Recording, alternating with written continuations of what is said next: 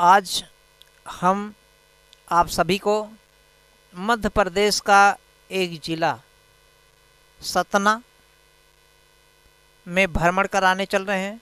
और उसे सतना जिला में ही हिंदू धर्म से संबंधित मैहर लोग मंदिर है पहाड़ पर, उसके संदर्भ में जानते हैं।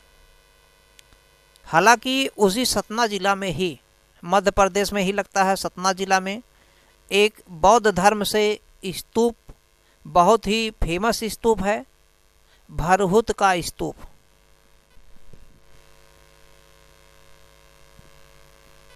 भरहुत का स्तूप, स्तूपा ऑफ भरहुत, ये कहाँ पर है? मध्य प्रदेश में सतना जिला में। सतना याद नहीं करना, केवल मध्य प्रदेश ही जानना है। मध्य प्रदेश में सतना जिला में एक बहुत ही प्रसिद्ध भरहुत का स्तूप। पहला पॉइंट मध्य प्रदेश में भरहुत का स्तूप। दूसरा पॉइंट किस धर्म से रिलेटेड है? बौद्ध धर्म से रिलेटेड है। क्या है? स्तूप है। क्या है? स्तूप। स्तूप क्या होता है? जहाँ मतलब बौद्ध धर्म से संबंधित जो उनके बौद्ध गुरु थे, यानी कि जो बौद्ध यानी अर्थात जो बुद्ध भगवान थे, बुद्ध के मृत्यु के बाद में उनकी अस्थियों को सम्राट अशोक के समय, ऐसा माना जाता है 84,000 जगह उनकी अस्थियों को जो है या उनके राख को दफना करके उनके ऊपर एक पवित्र भाग मतलब बना दिया जाता था कि लोग वहाँ पे जाएं, भगवान बुद्ध को जो है पूजा अर्चना करें, उनको नमन करें, उनके विचारों को समझें, उनके आचारों को समझें, उनका अनुसरण करें सहृदय से। तो सम्राट अशोक के समय में ऐसा शुरू हो गया था। तो ऐसा माना जाता है सम्राट अशोक जो मौर्य वंश के थे, ईसा पूर्व की समय की बात है, उन्हीं के समय में ये शुरू हुआ था। लेकिन इसका वास्तव में निर्माण अशोक वंश का जब अंतिम राजा था बृहद्रथ का मंत्री था पुष्यमित्र शुंग। बृहद्रथ जो था मौर्य वंश का अंतिम राजा था, बहुत ही आयोग विलासी प्रवृत्ति का था। परिस्थितियों का लाभ उठाकर ऐसा माना जाता है, इतिहासकारों का मानना है कि पुष्यमित्र शुंग जो बृहद्रथ का मंत्री था, प्रधानमंत्री था, उसने उसकी हत्या कर दिया और स्वयं गद्दी पर बैठकर शुंग वंश स्थापित किया। ये पुष्यमित्र शुंग एक ब्राह्मण था, ऐसा माना जाता है, जो ब्राह्मण धर्म से संबंधित अर्थात हिंदू धर्म से संबंधित था। उसी के समय में इसका भरहुत का निर्माण होता है। इसका मतलब निर्माण इसका जो है कब होता है? शुंग के समय में होता है। निर्माण शुंग ही माना जाएगा, शुंग काल में होता है निर्माण। और ये निर्माण होता है 185 से 180 ईसा पूर्व के समय की बात है। ईसा पूर्व मतलब BC की बात है, समझ में आ रहा होगा। तो लेकिन अगर ये शुंग नहीं दिया है तब क्या होगा? तो सम्राट अशोक हो जाएंगे, मौर्य वंश हो जाएंगे, क्योंकि अशोक के समय में ही जितने भी स्तूपा हैं, इन स्तूपों का निर्माण शुरू हो गया था। तो भरहुत का स्तूप जो है, स्तूपा भरहुत, ये MP में है, मध्य प्रदेश में है। किसके समय में हुआ? शुंग काल में। इतना ईसा पूर्व के समय की बात है। कमेंट करके जरूर बताइएगा ये भरहुत का स्तूप किस चीज़ से बना है? ईंट से बना है या संगमरमर से बना है या ग्रेनाइट से बना है या लाल बलुआ पत्थर से? किससे बना? कमेंट करके बताइएगा। इसका खोज अगर देखेंगे, खोज मतलब बहुत पहले बना था। ब्रिटिश जब रूल था भारत में, अंग्रेजों का शासन था, उसी समय एक जनरल थे, general Alexander Cunningham. General Alexander Alexander Cunningham Cunningham इन्होंने ही खोज किया था। कब खोज किया था? सबसे बड़ी विशेषता इसकी खोज है 1873 में, 1873। ये सब पूछे गए फैक्ट हैं, और फैक्ट के साथ साथ जब आप आंसर राइटिंग करते हैं हमारी सभ्यता, संस्कृत, कल्चर को, हालांकि इस समय भारत सरकार में जो शासन व्यवस्था देख रहे हैं, अर्थात जो सरकारें देख रही हैं, उसका मूल उद्देश्य है, मेन उद्देश्य है पुराने संस्कृतियों को उजागर करना, पुराने संस्कृतियों को लेकर चलना, प्राचीन सभ्यता और संस्कृति को लेकर चलना, ऐसा देखने को मिल रहा होगा। हालांकि ये अलग चीज़ है, तानाशाही आ रही है, नहीं आ रही, निरंकुशवाद आ रहा है कि नहीं आ रहा है, ये अलग चीज़ है, लेकिन उसका मूल उद्देश्य है कि नई पुरानी जो संस्कृतियाँ, उन संस्कृतियों को आगे बढ़ाना। तो कहीं ना कहीं क्वेश्चन पुटअप किया जा सकता है मेंस में भी और प्री में भी, कोई भी एग्जाम हो भाई। तो 1873 में जनरल थे अलेक्जेंडर कनिंघम ने, सेना से संबंधित है भाई, सेना वाले ही दौड़ रहे थे, घूम रहे थे इधर उधर, तो जंगल से जाते हुए काफ़ी ज़्यादा वीरान पड़ा रहा होगा, जंगलों में विलुप्त प्राय था, उन्होंने ही खोजा, देखा, इसलिए नाम उनका आता था कि इन्होंने खोजा।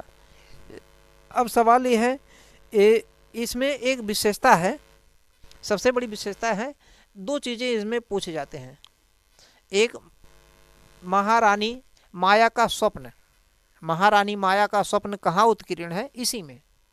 और दूसरी चीज़, महारानी माया के स्वप्न के अलावा जो रामायण से संबंधित चीज़ है, रामायण से संबंधित जो जातक कथा है, जातक कथा में रामायण से संबंधित चीज़ है, वो यहाँ पर उत्कीर्ण है। और जातक कथा कौन है? दशरथ जातक, दशरथ जातक। जो जातक कथाएं हैं, ये जातक कथाएं बौद्ध धर्म से रिलेटेड हैं। इन्हीं जातक कथाओं में कई जातक कथाएं हैं, कई पार्ट हैं। तो दशरथ जातक से ही का उल्लेख जो है मिलता है कि यहाँ पर इस स्तूप में, यानी कि रामायण से संबंधित कुछ चीज़ें उल्लिखित की गई हैं, कुछ चीज़ें बनाई गई हैं। रामायण की कथा का प्राचीन रामायण की कथा का प्राचीन उल्लेख है, रामायण की कथा का प्राचीन उल्लेख है, इस दशरथ जातक कथा में मिलता है। और कहाँ पर है? अगर ये पूछ लिया गया कि रामायण की कथा का प्राचीनतम उल्लेख हमें कहाँ दिखाई देता है, तो भरहुत के स्तूप में। और स्टूडेंट इसको नहीं मानेगा, क्यों नहीं मानेगा? क्योंकि भरहुत का स्तूप जो है ये बौद्ध धर्म से रिलेटेड है, हिंदू धर्म की चीज़ कैसे हो सकता है? इसलिए जो कि हमारे पास साक्ष्य है, जब आप दशरथ जातक पढ़ेंगे तो दशरथ जातक से मिलेगा। अब ये कैसा बना था? चूंकि स्तूप इस तरीके की पृथ्वी है, पृथ्वी पर ऐसे बनाया जाता था, इस तरीके का बना दिया जाता था ऐसे। ये इसका मतलब क्या है? पूरा गोला नहीं है, इसका मतलब अर्धगोलाकार। इसका आकार कैसा है? गोलाकार है। और इसकी जो किनारे किनारे बौद्ध धर्म में रेलिंग लगाई जाती है, ये सब रेलिंग अब यहाँ नहीं मिलेगा, टूट फूट गया, बहुत सी चीज़ें इधर उधर हो गई हैं। तो इसके रेलिंग को और कुछ जो सामान मिले हैं उसको यदि आप विजिट करना चाहते हैं, देखना चाहते हैं, तो कोलकाता संग्रहालय में देख सकते हैं। इसके रेलिंग को कहाँ पर रखा गया है? इसके रेलिंग और गेटवे, जो गेट वोट लगा था, इसके गेट भी लगे होंगे ना, कुछ गेट भी लगा होगा। तो जो गेट वे है, इसकी चीज़ें, गेट वाली चीज़ें हैं, गेट से संबंधित जो सामान है, जो और भी चीज़ें रखी जाती थी, रेलिंग भी लगाया जाता था इसकी सुरक्षा के लिए, वो सब भारत सरकार ने संरक्षा के लिए देखते हुए इसको म्यूजियम में रखवा दिया है। और कोलकाता म्यूजियम में, अर्थात कोलकाता संग्रहालय में आप देख सकते हैं। इसका ये रेलिंग है, रेलिंग और गेटवे, ये दोनों जो है, ये जो है, इसे कहाँ देख सकते हैं? कोलकाता कोलकाता संग्रहालय, संग्रहालय में यानी कि म्यूजियम में देख सकते हैं। संग्रहालय, संग्रहालय में अर्थात कोलकाता म्यूजियम में देख सकते हैं, वहाँ पे रखा गया है। और कैसा है, एक अर्धवृत्ताकार है। ये कैसा है, अर्धवृत्ताकार, अर्धवृत्ताकार, अर्धवृत्ताकार मतलब अर्धगोलाकार भी लिख सकते हैं। यहाँ तक समझ में आ रहा होगा। तो बहुत ही अच्छी चीज़ है और हमें इसे सीख लेनी चाहिए कि हम क्या क्या करें क्या न करें। यहाँ तक क्लियर हो गया है तो मैं समझता हूँ आप समझ पा रहे होंगे।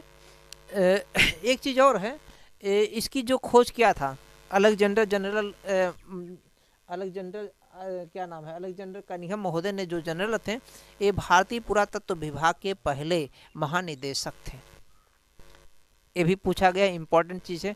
भारतीय पुरातत्व सर्वेक्षण विभाग के पहले महानिदेशक कौन थे, यही थे। भारतीय पुरातत्व